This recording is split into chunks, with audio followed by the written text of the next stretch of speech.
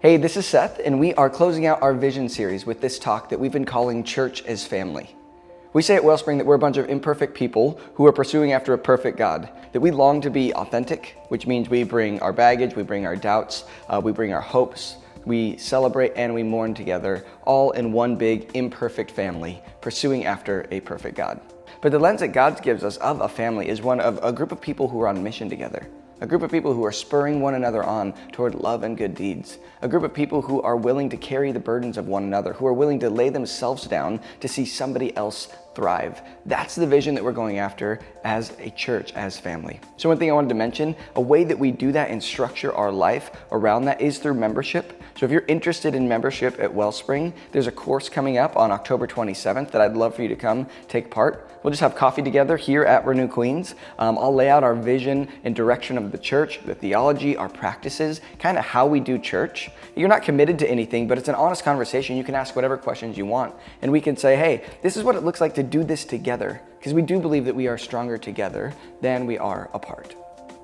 So the unique thing in talking about church is family is that we are all coming from all different places, all different stages in our life, with our everyday life, with our relationships, even with our relationship to church and to God Himself.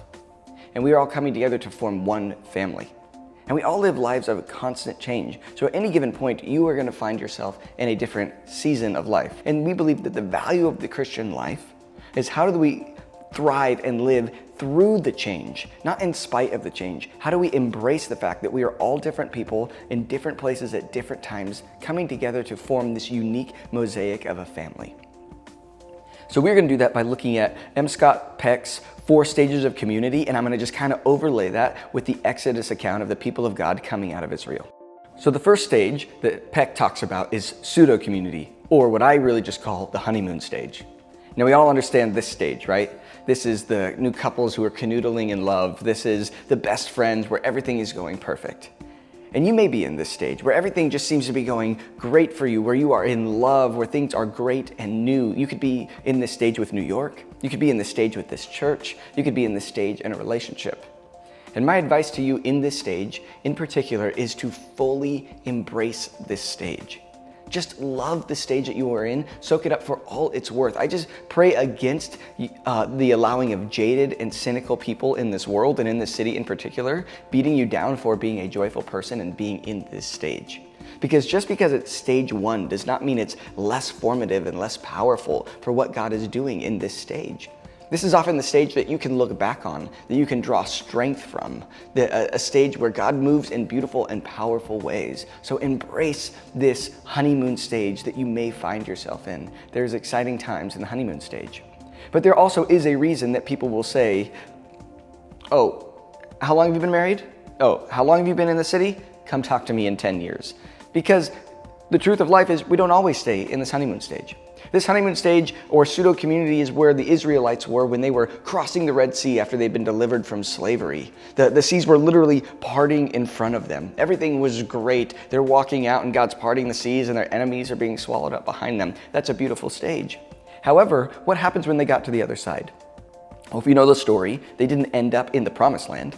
They found themselves in the desert. And that's what brings us to stage 2, the desert. That's what happens after the honeymoon stage. And that's what Peck calls chaos. And chaos is an uncomfortable stage. I'm just going to be honest with you.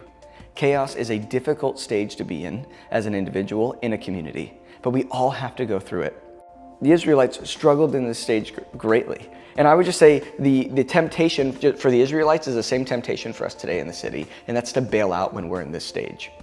It's to quit on the community, to quit on the relationship, to quit on the new job, to quit on the city. Because it's hard and it's difficult. Some disillusionment creeps in. The reality, for example, within the church, that this really is a church of imperfect people becomes very obvious. So there's times where you'll probably even become disillusioned with myself, or Patrick, or one of our leaders, where we do something that's well-intentioned but misguided. So sometimes in your community group, maybe the one that you're in, they will do something or lead in such a way that you would have done that differently. And there's so many options in this city, and we have a transient nature to this city as well, that it feels like there's always another option for you to jump to, or there's always something else you can do, and you don't really want to work through the awkwardness or the tension that occurs in chaos, and so you bail out. But just like the Israelites, who even said in the midst of being delivered from slavery, but they were lost in that desert now, we're saying, let's go back to Egypt, because at least we had some good soup there when we were in slavery.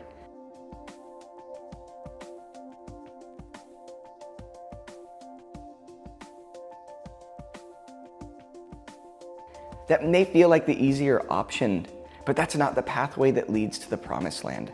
So I promise you are willing to work through chaos. There is beauty that is even greater than you expect on the other side.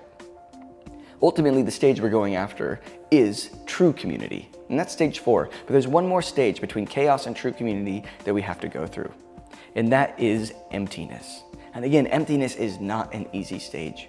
So to get out of this place of chaos and enter into true community, we have to be willing to let down ego, let down pride. We have to come into touch, first of all, I personally think, with our own brokenness. So it's not so much that you realize everybody else is an imperfect person, but you need to realize that you also are an imperfect person.